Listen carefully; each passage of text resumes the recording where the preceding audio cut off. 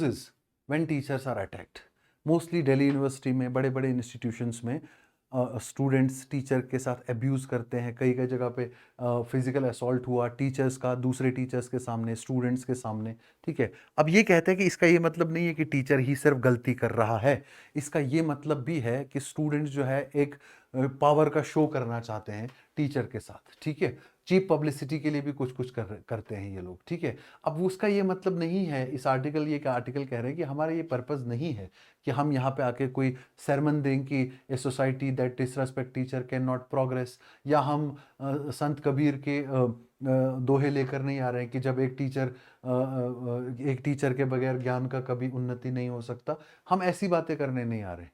हम ऐसी बातें करने आ रहे हैं कि टीचर्स के ऊपर अटैक्स का क्या इम्प्लीकेशन है। टीचर्स को जब अटैक किया जा रहा है, बहुत सारे लोग कहते हैं कि इसमें टीचर्स की भी गलती है कि उन्होंने स्टूडेंट्स के साथ जो है वो काफ़ी ज़्यादा गैप कर दिया है, गैप कम कर दिया है, over friendliness of teachers towards their students. But वो कहते हैं कि फिर पेरेंट्स भी तो ओवर फ्रेंडली होते हैं स्टूडेंट अपने चिल्ड्रन की तरफ, तो क्या चिल्ड्रन पेरेंट्स को उठ के पीटने लगते हैं या मिसबिहेव करने लगते हैं? तो वो कहता है कि जब ये अटैक होते हैं, इसमें सबसे पहले टीचर की डिग्निटी को अटैक होता है। कैसा होता है? टीचर की डिग्निटी खत्म हो जाती है। टीचर अब क्लास तो लेगा, लेकिन उस एंथुजियाज्म और उस इमोशनल वार्मथ के साथ और उस क्रिएटिविटी के साथ नहीं पढ़ाएगा, क्योंकि उसकी डिग्निटी ही आपने सबसे पहले हार्म कर दी। तो पहली कैजुअलिटी क्या होती है इसमें? टीचर पहला लॉस जो होता है वो टीचर की डिग्निटी का, वो पोजीशन जो आपको सिखा रही है, आपने उसकी डिग्निटी को हार्म कर दिया। ठीक है, दूसरा, फेयरनेस इन स्टूडेंट्स इवेल्युएशन। अब टीचर अगर फेयरनेस के साथ इवेल्युएट करेगा, फेयरनेस इन इवेल्युएशन, अब किसी के कम मार्क्स आ गए, वो जाके टीचर के साथ आर्ग्यूमेंट, बाकी चीजें, अब तो फिजिकल असॉल्ट भी चल रहा है, थ्रेटन भी चल रहे हैं, तो अब इवेल्युएशन का फेयरनेस नहीं रहेगा। जब फेयरनेस इन इवेल्युएशन नहीं रहेगा तो what will happen? Society will lose competitiveness, competition खत्म हो जाएगा। क्वालिटी जो प्रोडक्ट्स निकलते थे इंस्टीट्यूशन से, वो निकलना बंद हो जाएंगे। ठीक है, अब जैसे इन्होंने एक एग्जांपल भी दिया कि 2000s में दिल्ली में एक ट्रेंड था कि बहुत अच्छा असेसमेंट होता था, फिर एक्सटर्नल एग्जाम पे बच्चे ज्यादा डिपेंड ना रहें, उनने 30% इंटरनल असेसमेंट जो है वो शुरू कर दिया। इंटरनल असेसमेंट का भी यही प्रॉब्लम, किसी बच्चे को ज्यादा मार्क्स मिल गए, किसी को कम मिल गए, वो आके टीचर के पास अपना पेपर लेकर आर्ग्यूमेंट करना अननेसेसरली। ठीक है, उसके बाद ये इंक्रीज कर दिया गया 43.75% तक। लेकिन टीचर अब डर रहा है, फेयर एवेल्युएशन करेगा, जिसको कम मार्क्स आ गए, क्या पता कौन कल को कहां से दारा सिंह बन के आके पिटाई करने लग जाए। ठीक है, तो अब वो इसीलिए बहुत लीनियंट हो गए अपनी इवेल्युएशन में भी, बच्चे की इवेल्युएशन बहुत लीनियंट कर रहे हैं। ठीक है, अब मार्क्स की जब क्रेडिबिलिटी खत्म हो गई, तो एम्प्लॉयर कैसे ट्रस्ट करेगा कि जो मेरे पास स्टूडेंट आ रहा है वो कैपेबल है, वो अच्छा क्वालिटी प्रोडक्ट है? तो जब when marks lose credibility, employers lose faith in degrees, तो डिग्रीज जो है वो थोड़ा सा क्वेश्चन में आ जाती है। ठीक है, और तीसरी कैजुअलिटी जो है वो स्टूडेंट की खुद की सेफ्टी भी, क्योंकि जब भी मामला आता है सेफ्टी का, एक टीचर अपने स्टूडेंट के लिए किसी के साथ भी लड़ सकता है। ठीक है, लेकिन जब टीचर ही अब सेफ नहीं है, तो वो अब स्टूडेंट कंप्लेंट लेकर आएगा, अगर उसका इशू एड्रेस करने के लिए वो कुछ कोशिश भी करेगा, उसे पता है दूसरी पार्टी भी स्टूडेंट्स है, वही आके पीट देंगे। तो इसीलिए teacher of majority cases external agencies को, पुलिस को या एडमिनिस्ट्रेशन को सौंप रहे हैं कि इनके दो ग्रुपों में लड़ाई होगी, टीचर अपने सर पे कुछ ले ही नहीं रहा। तो टीचर, अब स्टूडेंट की सेफ्टी जो है वो खुद भी खतरे में आ गई, कि सबसे बड़ा सेवियर स्टूडेंट के लिए एक टीचर होता था। अब कोई भी कंप्लेंट स्टूडेंट टीचर के पास लेके जाता है, टीचर फर्दर रेफर कर देता है फर्दर बाकी एजेंसीज के लिए। ठीक है, उसके बाद इस सब की वजह से डिक्लाइनिंग स्टैंडर्ड ऑफ एजुकेशन हो जाता है, और उसकी वजह से कई जगह से क्या होते हैं, स्टूडेंट्स निकल जाते हैं। ठीक है, और कैंपसेस में जब कास्ट पॉलिटिक्स ये चीजें घुस जाती है, तो कैंपसेस टर्न वायलेंट। जैसे बंगाल हो गया, बिहार, ईस्टर्न उत्तर प्रदेश, रिसेंटली तक बहुत अच्छा प्रोडक्ट वहां से आता था, केरला से भी।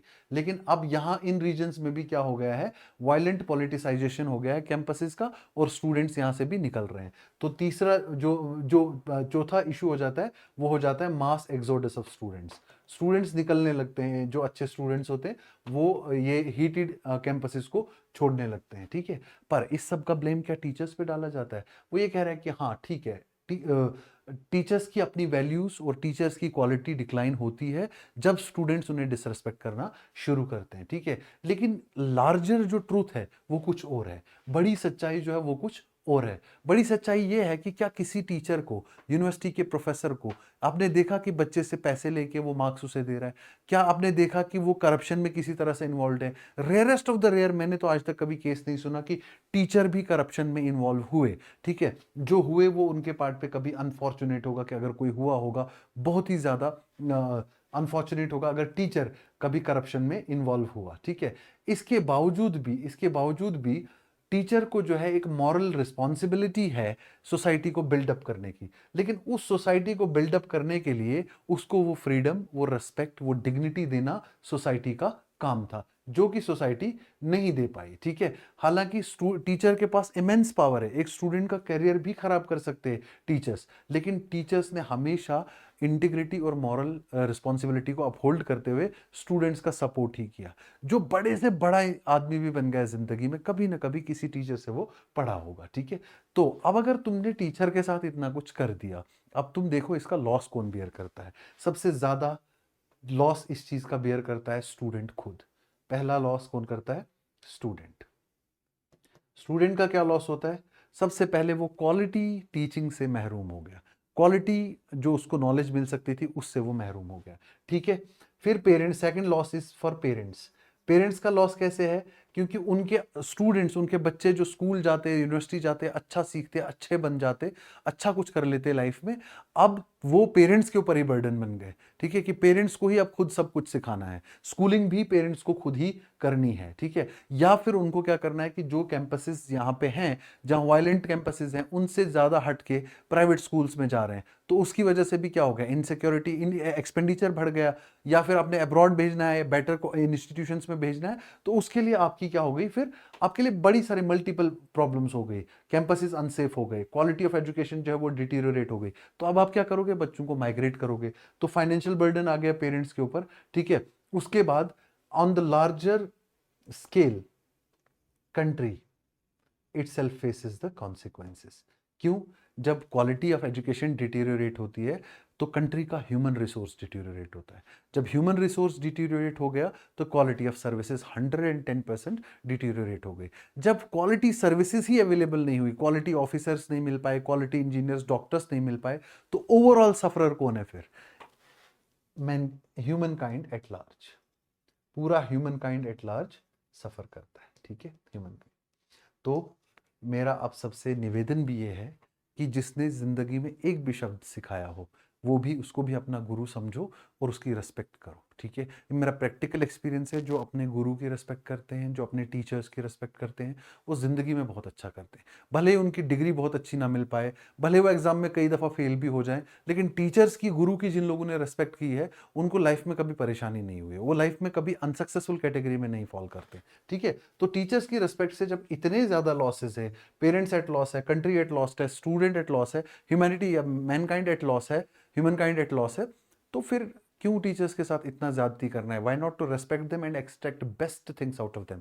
हालांकि क्या टीचर का कोई लॉस है? एक डिग्निटी को छोड़ के कोई लॉस नहीं है। सैलरी वो कंटिन्यूअसली विदड्रॉ कर रहा है, इंक्रीमेंट्स उसको कंटिन्यूअसली मिलती चली जा रही हैं, अपना उसका लाइफ बहुत अच्छा चल रहा है, अपने बच्चों को भी वो खुद बहुत बेटर बना देगा। लेकिन अगर आपसे वो थ्रेटेंड फील करेगा तो आपको वो फुल पोटेंशियल के साथ quality classes, quality lectures deliver नहीं करेगा, नॉलेज डिलीवर नहीं करेगा। आपके अंदर जो इंस्टिंक्ट है, रियल इंस्टिंक्ट है, क्योंकि आज की डेट में देखो नॉलेज तो भरा, आर्टिफिशियल इंटेलिजेंस के टाइम पीरियड में नॉलेज पूरी सोसाइटी में इतना ज्यादा भरा पड़ा है, कहीं से भी कोई भी चीज उठा के पढ़ सकते हो, फैक्चुअल नॉलेज ले सकते हो। लेकिन टीचर आज की डेट में, रियल टीचर जो है, वो वाला टीचर रियल नहीं है आज की डेट में जो आपको रटी रटाई बुक आके पढ़ा देता है। रियल टीचर वो है जो वे ऑफ लिविंग आपको सिखा देता है। रियल टीचर वो है जो आपको वे ऑफ थिंकिंग सिखा देता है। रियल टीचर वो है जो आपको way of interpretation and way of world view आपका बनाता है, कि आपको कैसे दुनिया को देखना है, क्या वर्ल्ड व्यू होना चाहिए आपका। ठीक है, जो ये क्वालिटीज आपके अंदर से इंस्पायर करे,